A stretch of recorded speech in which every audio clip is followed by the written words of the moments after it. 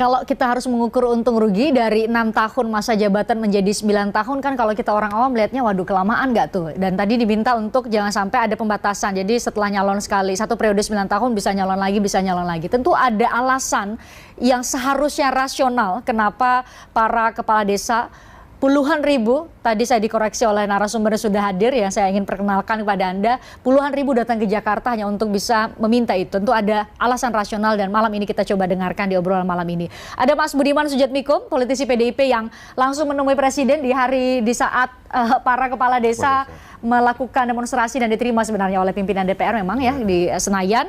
Kemudian ada Pak Surta Wijaya, Ketua Umum Asosiasi Pemerintah Desa Seluruh Indonesia APDESI. Betul ya Pak ya, selamat malam, terima kasih sudah hadir. Nah, Mas Budiman mungkin bisa cerita, apa sih yang Mas Budiman sampaikan kepada Pak Jokowi sehingga Pak Jokowi bilang setuju? Tentu hal-hal yang rasional dong, nggak mungkin Presiden izinin kalau setuju kalau nggak rasional. Pertama saya kan di kontak pihak istana tuh malam sebelumnya. Saya sebelumnya kan memang sering diskusi dengan kepala desa yang mau demo itu. Saya memang 6 bulan terakhir sering keliling kepala desa. Terakhir saya di Jawa Timur ada sekitar 1.000 kepala desa, perwakilan dari berbagai kabupaten, dari AKD Jawa Timur. Tuntutan itu bulan, saya lupa, bulan September jika tidak keliru. Kemudian setelah itu saya keliling, apa sih yang menjadi kegelisahan dari berbagai provinsi. Saya keliling bertemu, karena memang saya punya kegiatan banyak menjalankan inovasi teknologi di desa ya. Kemudian ternyata ada beberapa masalah yang saya temui. Yaitu? Satu, bahwa dinamika politik di desa itu tidak seperti di kota. Tidak seperti di kabupaten, kota, provinsi, dan negara. Kita ingat bahwa desa ini ada sebelum negara ada. Tapi kalau kota... Sejarahnya begitu ya? Ya iya dong, jauh sebelum Indonesia ada, bahkan sebelum Belanda datang pun udah ada desa. Jadi memang kekerabatan, saling hubungan di desa itu sifatnya lebih mendalam, lebih kultural, lebih emosional, karena itu kekerabatan, ya. Sehingga ketika kemudian desa dimasukkan ke dalam negara Kesatuan Republik Indonesia, dia membawa warisan-warisan budaya, warisan-warisan pergaulan dan kekerabatan. Sehingga kemudian ketika akhirnya dulu zaman Orde Baru diseragamkan desa, ya Undang-Undang Nomor 5 Tahun 79. Kemudian dengan Undang Nomor 4 tahun 2000, Nomor 6 tahun 2014 yang saya perjuangkan di DPR, pada waktu saya di DPR kita ingin mencoba mengakomodasi keanekaragaman desa. Ada dana desa, ada badan usaha milik desa, ada alokasi dana desa yang kebanyakan memang sejak tahun 2014 masa pemerintahan Pak Jokowi alokasinya naik terus oleh Pak Jokowi. Kebanyakan untuk infrastruktur fisik. Memang desa tertinggal secara fisik. Tapi ada dinamika pasal 39, yaitu pengaturan 6 tahun kali 3. Kita mengira bahwa itu sudah cukup 3 periode. Karena memang desa harus di treatmentnya khusus, nggak seperti yang lain. 5 kali 2, bupati, wali kota, gubernur, presiden kan 5 kali 2. Ini 6 kali 3. Tapi ternyata dalam pelaksananya itu belum bisa cukup untuk mengatasi problem-problem pasca pilkades dan menjelang pilkades. Tolok ukurnya yang paling konkret? Tolok ukurnya adalah permusuhan, persaingan antara kades pemenang dan kades yang kalah. Itu biasa dibawa ke keluarga. Karena rata-rata keluarga sendiri, kerabat sendiri. Sangat dekat ya. Itu kadang-kadang 3 tahun nggak selesai itu. Belum 3 tahun belum selesai, mau bangun, gagal, udah mau pilkades lagi. Mahal pula kan biaya. Nah kemudian ada tuntutan, yuk kita jadikan itu agak melebar. Begitu. Itu alasannya. Kalau Pak Surta sendiri dari cerita secara empirik, pengalaman empirik sendiri seperti itu. Tadi selain tadi yang disampaikan oleh Mas Budiman bahwa ya persaingan saja itu udah susah. Gimana dengan program kerja? Cukup nggak 6 tahun itu sebenarnya untuk menjalankan program kerja? Ini kan yang diatur tuh benar-benar tetangga sendiri bisa jadi, keluarga sendiri bisa jadi. Ya kalau saya ngalamin tadi bilang Pak Budiman itu 3 tahun, jujur itu kurang Bu. Saya ngalamin calon lurah pertama sampai habis masa jabatan saya. Masih musuhan? Itu masih musuhan. Sehingga bahkan ada yang begini Bu, ketika dia tidak milih saya, dia menyatakan itu bukan lurah kita. Oh iya? Iya, itu bukan kades kita. Itu banyak. Maka saya bilang kalau saya nggak berjiwa besar, mengkotak-kotaki, itu sampai habis itu berkotak-kotak terus Bu. Itu saya ngalamin sendiri. Sehingga benar kata Pak Budiman tadi, kita pas baru selesai 45 tahun atau kalau saya bilang 1 periode ukuran saya nggak selesai 6 tahun ya 6 tahun itu habis jabatan. Jadi kapan bener? Dan itu saya ngalamin sekali. Dan itu saya ngalamin bener. Jadi akhirnya saya berjiwa besar ya turun.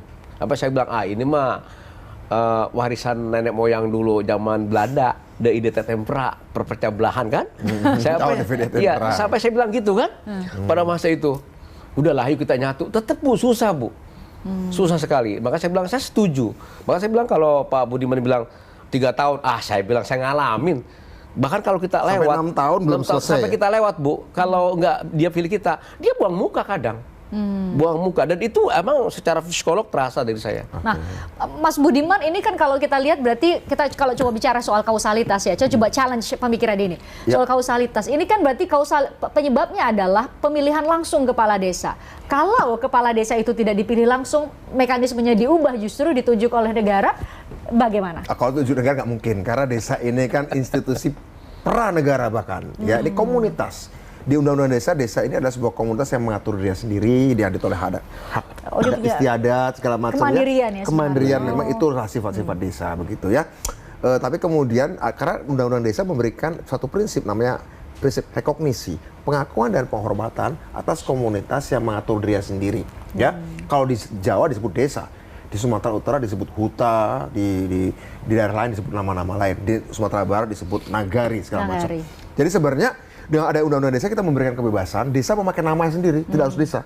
Hanya untuk generik kita namanya Undang-Undang Desa, tapi sebenarnya boleh pakai nama nagari, boleh pakai nama huta. Kita ingin mengembalikan tradisi itu kembali, ya. Tapi dari pihak juga negara kan ikut tanggung jawab dengan adanya dana desa kan di pasal 72. Tapi seperti katakan tadi dalam pengalamannya, itu yang harus membangun infrastruktur fisik, tetapi infrastruktur sosial malah struktur sosial malah terbelah. Infrastruktur fisik terbangun, tapi struktur sosial malah terbelah. Nah, kalau nggak ada kohesi sosial gimana itu? Nah, kan nggak mungkin di atas jalan yang mulus terjadi pertentangan. Percuma saja kan, jalannya mulus, jembatannya mulus, tapi pembelahan sosial kan malah nggak bagus kan. Nah, gimana kita mencari titik temu antara jalan mulus, jembatan mulus, masyarakat juga mulus, bagus. Seperti itu. Nah, kemudian apa titik-titik kita mencari titik optimal. Kalau ukurannya ada yang protes sih, loh, nggak demokratis dong, harusnya sama dengan negara, bupati 5 tahun kali 2. Enggak. Negara itu usia baru sejak tahun 45. Pemda juga, ya. Tapi kalau desa udah lama, ini harus treatmentnya khusus. Negara ini berhutang pada komunitas yang namanya desa, hutan, nagari, dan segala macam. Nah, bagaimana mencari titik optimal itulah, ya. Ya, itu kira-kira ketemulah angka itu. Oke.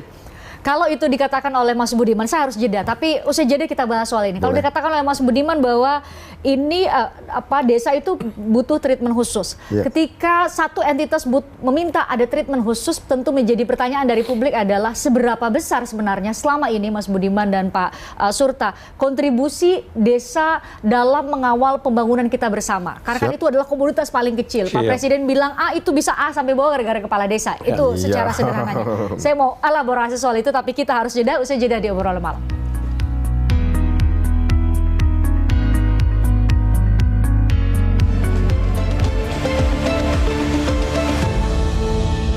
Kami hadir di tengah era digitalisasi, menjadi poros informasi yang aktual, cepat, dan akurat.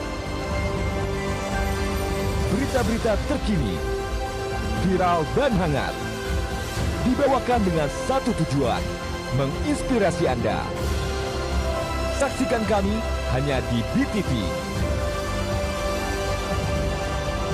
Bersatu menginspirasi. Info lengkap tentang berita terkini.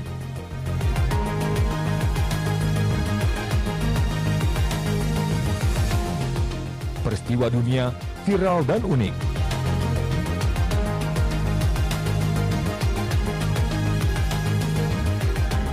Disajikan secara singkat dan padat dalam Jendela Dunia setiap Senin sampai dengan Jumat jam 7 malam waktu Indonesia Barat, hanya di BTV.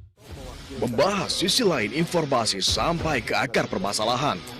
Modal dasar Republik ini adalah dialog. Yang masing-masing itu punya kepentingan yang berbeda-beda. Obrolan eksklusif dan menarik untuk menambah wawasan. Lucu-lucu ya? Maka uang yang masuk dalam politik mesti kita bersihkan. Partai-partai politik sudah sibuk bergerilya dari sekarang. Selamat datang di Kasih Paham. Kasih Paham.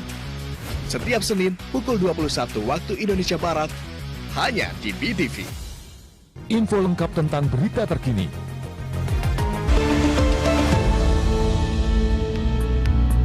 Anda kembali bersama kami di Obrolan Malam. Saya masih bicara mengenai untung rugi jabatan Kades diperpanjang menjadi 9 tahun. Saya mau tadi Mas Budiman untuk menjawab pertanyaan saya. Ketika butuh treatment khusus karena memang punya kekhususan sedari sejarahnya, kata Mas Budiman tadi, desa itu sudah ada sebelum Indonesia berdiri. Kalau butuh treatment khusus, tentu pertanyaannya adalah seberapa besar sih sebenarnya yang bisa dikontribusi dari desa selama ini, pengalaman empirik kita selama ini untuk keberlanjutan pembangunan kita. Seberapa besar sih? Kalau dulu Mas Budiman tuh ngurusnya waktu di DPR, ngurusnya soal desa, jadi tahu betul pasti. Ya, kalau kontribusi dari negara ini ada, bahkan sebelum negara ini ada ya besar banget ya.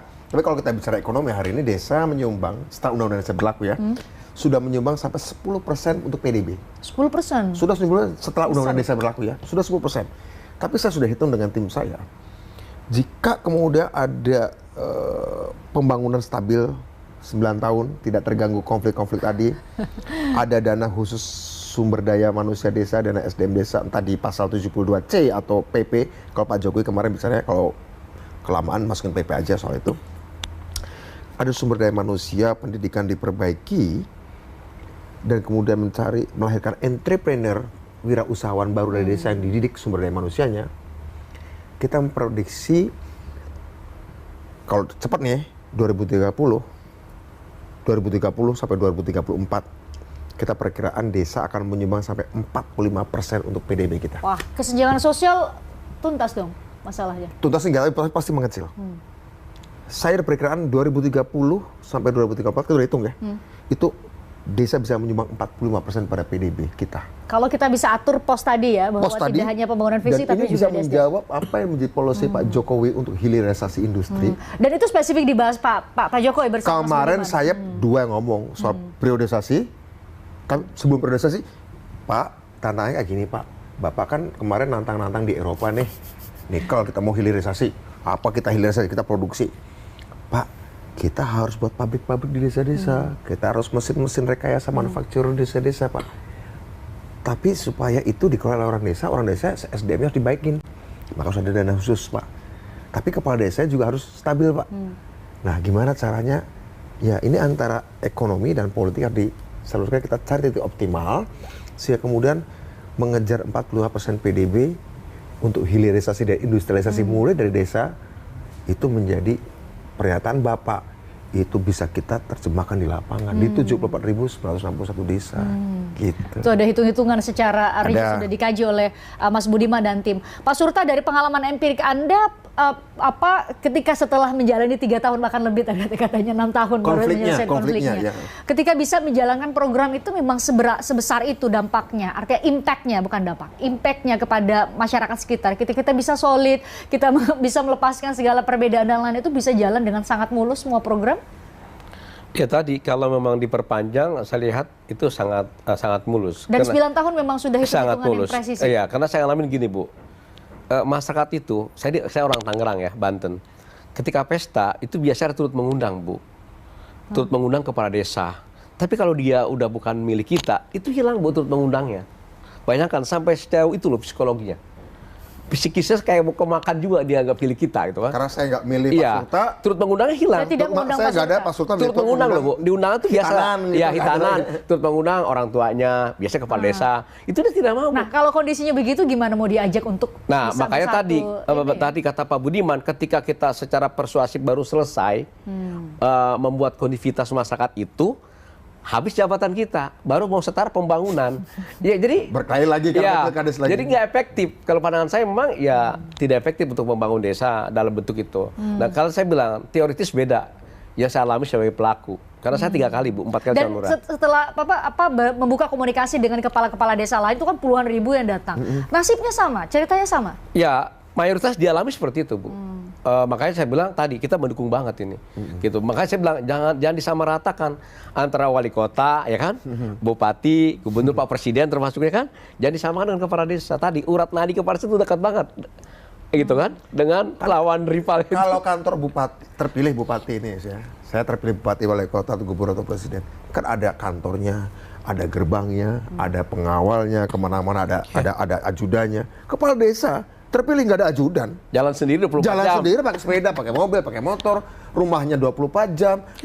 Ya ada kantor desa sih ada, tapi nggak ada pengawal satpam, nggak ada namanya petugas penanganan, nggak ada khusus. Jadi mereka melebur, bukan pemimpin yang di atas. Jadi kalau ada pikiran buruk bahwa ini mau menikmati ini nih jabatan, itu faktanya yang tidak korup, demikian. iya pasti ada. Ya. Itu penanganan yang lain nanti, awasnya lebih ketat, nah kira-kira gitu ya. Tapi esensinya harus dijawab tadi itu. Waktu yang nggak cukup. Oke, kalau tadi poin lain Pak Surta yang disampaikan sama Mas Budiman dan itu menjadi bahan obrolan dengan Presiden soal diatur betul ya pos-pos anggaran yang diberikan oleh negara, yang dibantu oleh negara kepada desa ya, termasuk soal SDM. Pak Surta melihat itu juga yang dibutuhkan gitu untuk meningkatkan kualitas SDM di desa supaya lebih banyak lagi lah yang ngerti soal entrepreneur ya kan, mau jadi pengusaha atau punya kompetensi lain. Tadi itu Bu, saya kan sering bicara, saya bilang dana desa jangan diatur oleh pusat terus-terusan. Karena di Undang-Undang Nomor 6 2014 menyatakan bahwa sesungguhnya hak prerogatif masyarakat desa untuk mengatur dana desa. Kenapa? Jangan tuh berbicara antar daerah, antar kecamatan, antar desa saja kebutuhannya berbeda-beda. Ketika infrastruktur di desa A selesai, nggak mungkin dong desa A tahun depannya infrastruktur lagi. Pastikan tadi SDM, stunting, ya kan, kesehatan. Nah, saya pikir ini loh yang maksud saya inginnya pusat memberikan pedoman-pedoman untuk menjalankan dana desa dilakukan oleh masyarakat desa. Karena bukan keharusan. Iya, karena musyawarah dusun dan musyawarah desa itu yang menentukan. Dan disitulah dibuat sehingga terbentuklah satu kesatuan jadi RPJMdes, RKPdes, terus Perdes yang membuat kekuatannya kan, ya? peraturan desa. Nah, lagi-lagi ketika itu sudah selesai, peraturan pusat turun belakangan Bu, sehingga kita kayak penjoliman terhadap rapat itu. Ini mana sih hasil rapatnya? Kok lain lagi persoalannya? Dan inilah yang kita harapkan terhadap pemerintah pusat, berikanlah kepercayaan. Gitu. Tadi kata Pak Budiman kan, bahwa mungkin ada yang tidak baik. Oh ya, pasti itu manusiawi. Dan kita benahilah. Saya sering berkata bahwa kepada saya jangan selalu dipersalahkan, tapi perkaya pengetahuannya untuk minimalisir persoalan kesalahannya. Karena latar belakang pada saya beda Bu. Kalau camat ada STPDN, ada IPDN, polisi ada Akpol, ABRI ada Akmil, perkantoran ada STAN. Kepada saya enggak Bu. Itu benar-benar ya dinamika masyarakat. Alami kan. Jadi siapa saja bisa mencalonkan. Iya, siapa saja bisa mencalonkan. Jadi maka saya bilang jangan terlalu banyak dipersalahkan, tapi diberikan sebuah diperkaya pengetahuannya untuk minimalisir dari sebuah kesalahan. Itu saya sepakat. Pernah kan saya inginnya di KPK pun kita buat kesepakatan. Ketika mengalami kesalahan, dia jangan diponis kesalahan dulu. Berikan lebih dia sepulangkan kalau dananya ada penyimpangan. Iya dong. Ya, karena kata tadi terbatas pengetahuan. Walaupun tidak semua lah, ada juga mungkin yang S2, ada juga yang dari, kalau di Islam ada yang dari Ustadz, ya kan? Ada juga yang mungkin, ya macam-macam latar belakangnya. Jadi harapan saya dalam hal ini tadi, diperkaya pengetahuan lewat BIMTEK-nya, kan ada peningkatan kapasitas aparatur desa kan? Nah itu yang kita harapkan Bu. Tetapi kepercayaan jelas Bu, dengan adanya dana desa, infrastruktur desa, kalau 1 tahun 1 kilo saja dari 74.961 desa sudah 74.900 kilo lebih. Setahun. Ya, kebayang nggak tuh? Kumulatif ya. Nah, dulu sebelum ada dana desa, saya ngalamin kan 2007 jadi kepala desa. Wah sedih banget Bu. Iya kan? Iya kerja sebenarnya saya cemburu sosial dengan dengan pegawai negeri seperti camat ke atas ya. Kita kerja 24 jam. Iya kan? Kerja kita 24 jam Bu. Menyikapi orang meninggal, orang sakit, orang lahir. Kepala desa duluan ini. Pesta segala apa kan. Gaji kita cuma 4.500.000 saya. Tapi dipakai kondangan Sabtu Minggu selesai tuh. Ya kan? Nah, inilah yang kadang-kadang kita pemikiran harus dipahami gitu kan. Itu Bu diantaranya. Kita coba fokus. Kalau diiyakan, Presiden setuju, DPR juga menyatakan setuju, ada sejumlah fraksi partai, ya, sejumlah fraksi menyatakan setuju, artinya tinggal direvisi nih undang-undangnya karena butuh revisi. Bahkan Presiden bilang kalau kurang cepat ya peraturan pemerintah ya. Kalau soal jabatan itu harus di undang-undang. Tapi kalau misalnya dana sumber daya manusia desa itu pembagian anggaran itu bukan pemecahan. Penambahan baru. Kemudian yang ada dana desa itu fokus saja untuk infrastruktur fisik. Oke. Berarti butuh revisi undang-undang. Ini kalau memang direvisi undang-undangnya dan diberi masa jabatan 9 tahun, poin-poin apa saja yang harus diperbaiki tadi? Salah satunya adalah soal latar belakang kepala-kepala desa ini kan macam-macam keterampilannya. Mungkin itu yang perlu dikuatkan. Mas Budiman mungkin punya perspektif soal itu juga. Kami bahas usai jeda di obrolan malam.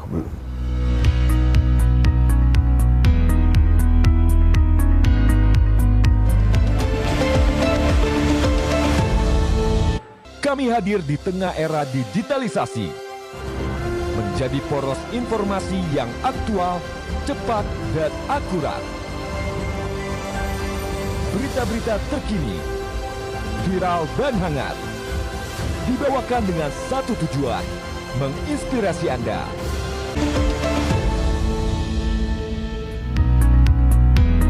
Anda kembali bersama kami, ini saking serunya ngobrolnya Pak Surta sama Mas Budiman, kita tetap ngobrol di saat lagi jeda.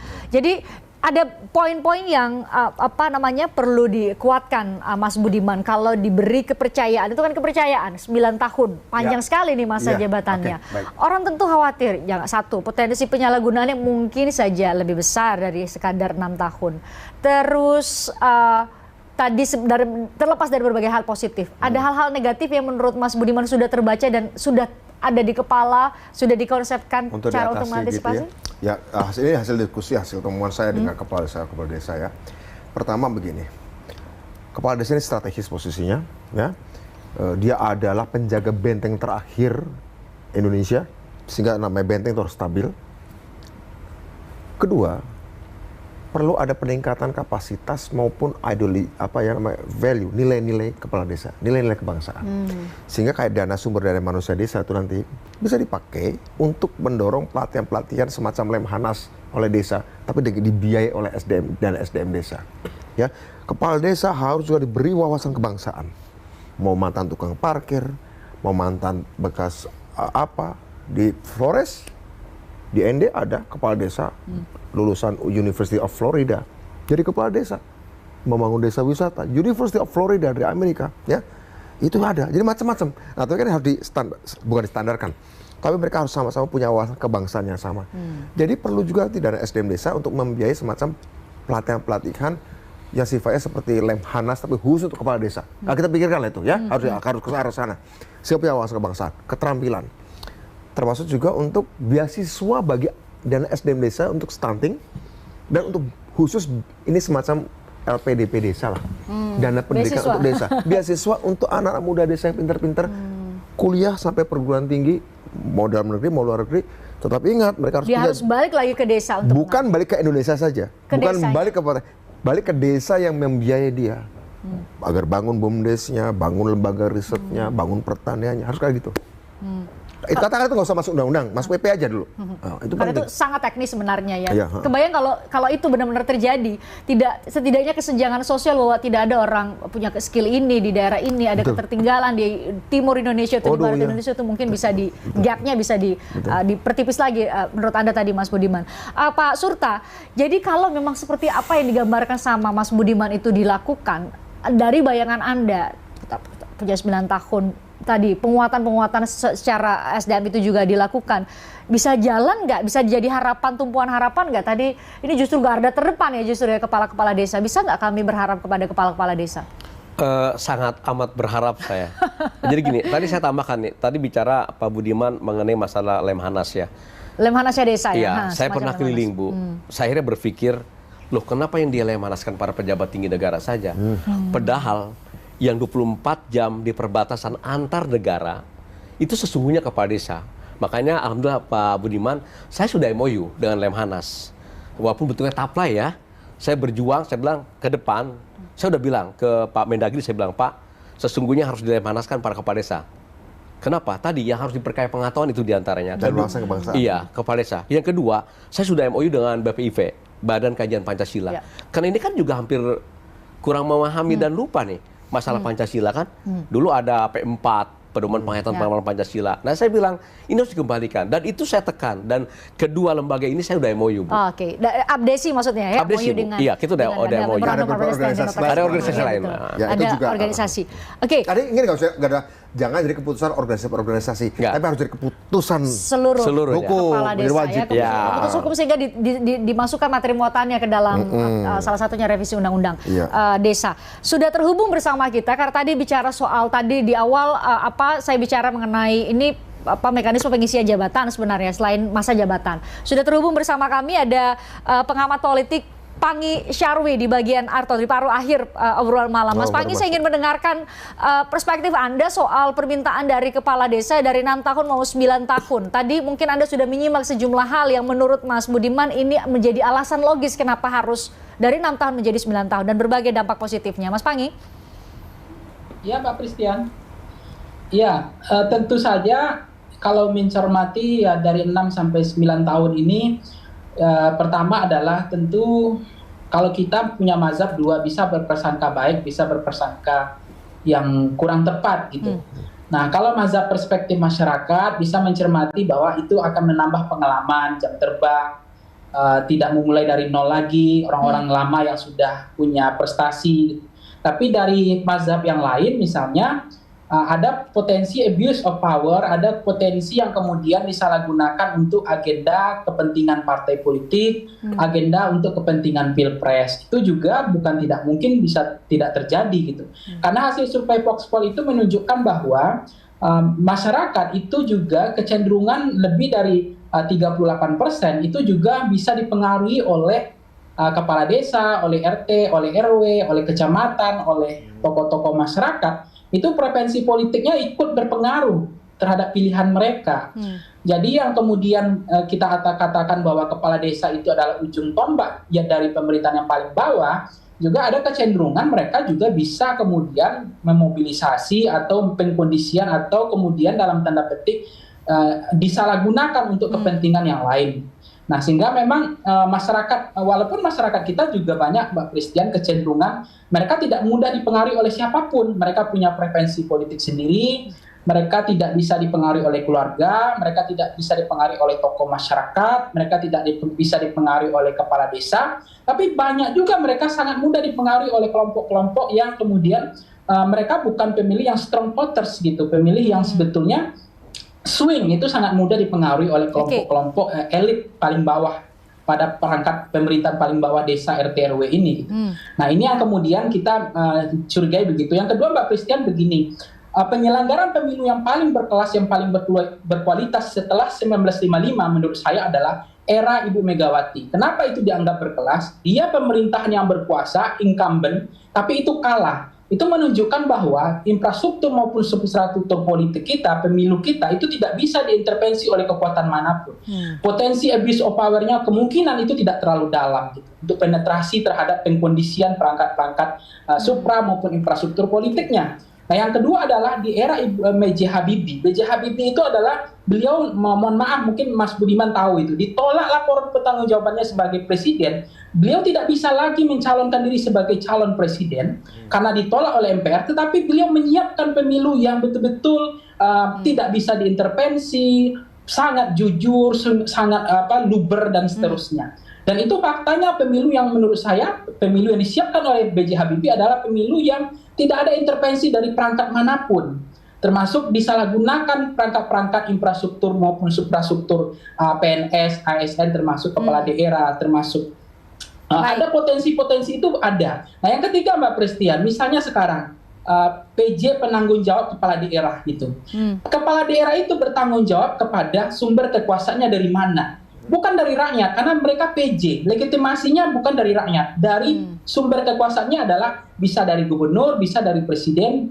Nah, artinya apa? Itu juga masih ada potensi abuse of power. Mereka berterima kasih, mereka tahu diri dari mana sumber kekuasaannya. Nah, pengkondisian itu juga memungkinkan terjadinya pemilu kita tidak lepas dari konflik kepentingan itu. Di dalam politik tidak ada makan siang gratis. Di dalam politik selalu bicara apa, dapat apa, bagaimana. Dan menurut saya starting point-nya, Mbak Christian, pasti ada persamaan kepentingannya. Makanya kepala daerah minta, misalnya tadi PJ kepala daerah itu diperpanjang setiap tahunnya, kepala desa juga diminta 9 tahun, tapi pasti ada persamaan kepentingan menurut saya di situ. Tidak ada yang zong itu, nggak ada. Nah, pasti ini ada. Perlu kita konfirmasi langsung kepada Pak Surta dan juga Mas Budiman yang mengetahui bagaimana ide atau wacana ini muncul. Saya ke Pak Surta dulu. Pak Surta mungkin bisa menjawab secara lugas. Ada nggak memang kepentingan politik yang menjadi motif dari permintaan dari setidaknya Asosiasi Pemerintah Desa seluruh Indonesia untuk meminta dari 6 tahun hingga 9 tahun? Ya, kalau ini kan kita menyampaikan dari aspirasi teman-teman kepala desa, karena dia sebagai pelaku dia merasakan, termasuk saya sendiri yang merasakan gitu kan.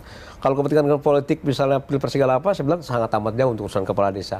Jadi mutlak ini adalah pure apa yang dirasakan oleh para kepala desa. Itu kalau pandangan saya. Mas Budiman, adakah kalau dikait-kaitkan dengan kepentingan pilpres, kepentingan pemilu 2024, terlepas dari substansi tadi yang sudah kita bahas, itu relevan atau ada ada relevansinya? Begini, ketika seorang terpilih jadi presiden, seorang terpilih jadi gubernur, seorang terpilih jadi DPR, itu kan menjalankan tugas politik, membuat undang-undang, membuat peraturan. Yang dikritisi kan undang-undangnya baik atau tidak, peraturannya masuk akal atau tidak. Nah, mungkin debat kita adalah pada soal ini, tuntutan ini masuk akal atau tidak, kan gitu. Kan sudah saya jelaskan, coba ya Mas Pak Soto juga jelaskan, dan ini kira-kira begitulah faktornya.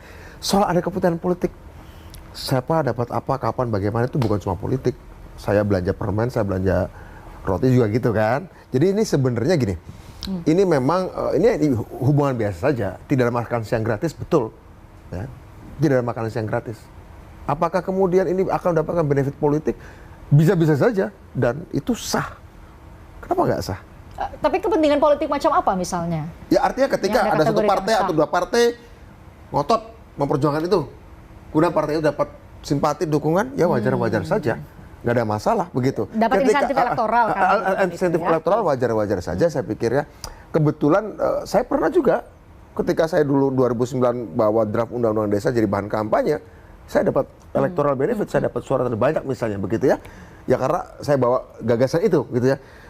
Bahwa sekarang misalnya saya nggak jadi DPR, tapi ternyata kepala desa masih minta-minta saya untuk ngomong, padahal saya kan nggak punya kuasa gitu kan.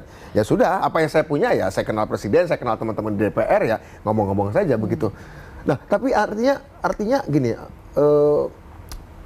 kita agak susah kalau kita masuk bicara motif per motif. Masalahnya yang diproduksi itu masuk akal atau tidak. Saya kira di sana nanti. Ya makanya tadi di dua paruh awal sebelumnya saya coba bahas mengenai substansinya, mencoba untuk menimbang untung dan rugi dan seberapa besar sebenarnya kontribusi kepala-kepala desa saat ini untuk melihat bagaimana pengalaman empirik. Andai ini katakanlah setiap fraksi di DPR ingin dapat manfaat pemilu, dan untuk itu mereka berlomba-lomba memperjuangkan ini. Itu baik atau enggak? Ya itu adalah bagian dari strategi pemenangan. Ya tapi baik nggak hasilnya? Bagi tuntutan itu. Kalau seperti yang Anda jelaskan tadi baik ketika itu diperpanjang. Ya baik kan, artinya baik. Artinya bagus saja. Outputnya kan untuk rakyat. Gitu. Itu adalah cara ya, cara mereka strategi. Untuk bisa ya. Namanya juga politik ya. Mas Panggi, sayang sekali Anda bergabung terakhir sekali di obrolan malam.